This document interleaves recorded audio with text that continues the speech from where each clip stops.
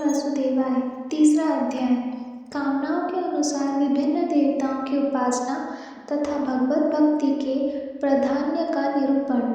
श्री सुखदेव जी ने कहा, परीक्षित, तुमने मुझसे जो पूछा था कि मरते समय बुद्धिमान मनुष्य को क्या करना चाहिए, उसका उत्तर मैंने तुम्हें दे दिया। जो ब्रह्मातेज का इच्छुक हो वह बृहस्पति की, जिसे इंद्रियों की विशेष शक्ति की कामना हो वह इंद्र की, और जिसे संतान की लालसा हो वह प्रजापतियों की उपासना करे।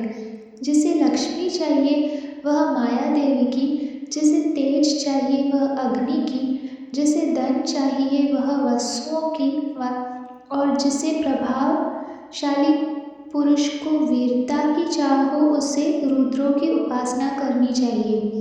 जिसे बहुत अन्न प्राप्त करने की इच्छा हो वह अदिति का, जिसे स्वर्ग की कामना हो वह अदिति के पुत्रों देवताओं की, जिसे राज्य की अभिलाषा हो वह विश्व देवों की, और जो प्रजा को अपने अनुकूल बनाने की इच्छा रखता हो उसे साध्य देवताओं की आराधना करनी चाहिए।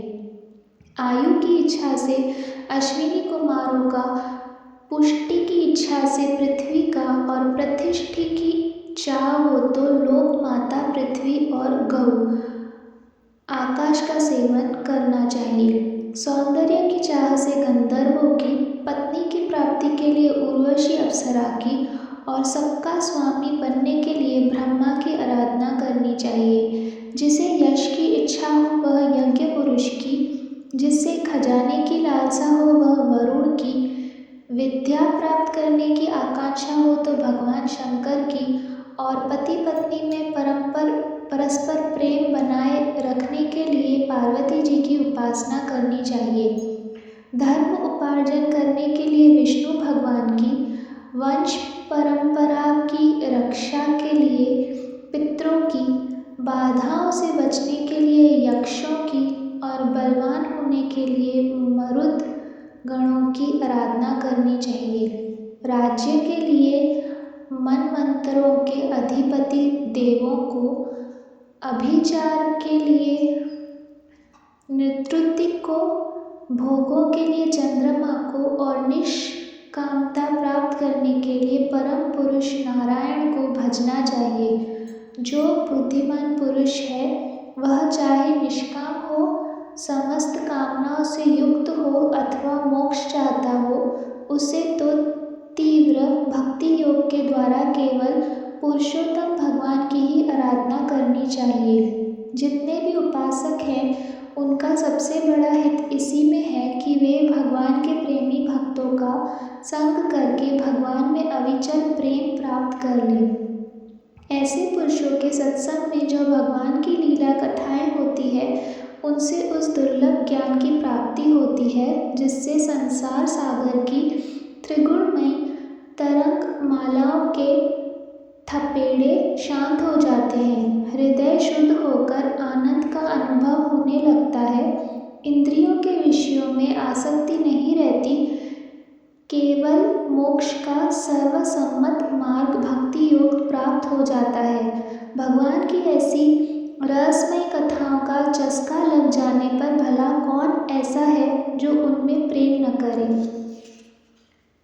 शौनक जी ने कहा, सूत जी, राजा परीक्षित ने शुकदेव जी से यह बात सुनकर उनसे और क्या पूछा।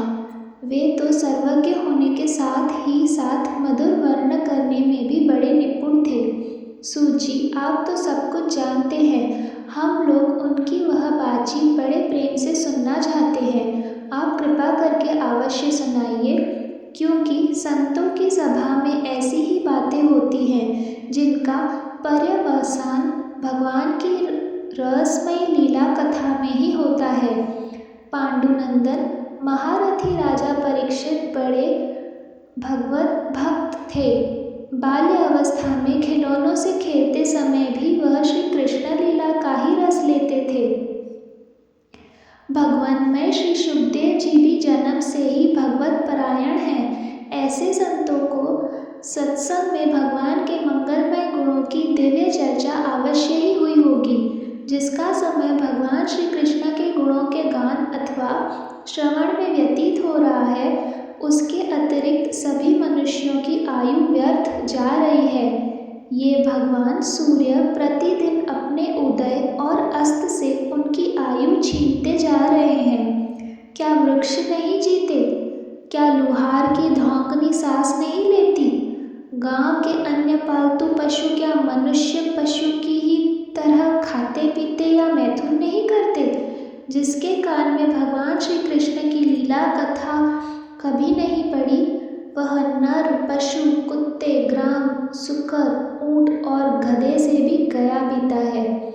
सूत जी, जो मनुष्य भगवान श्री कृष्ण की कथा कभी नहीं सुनता, उसके कान बिल के समान है। जो जीव भगवान की लीलाओं का गायन नहीं करती, वह मेंढक की जीभ के समान टर टर करने वाली है।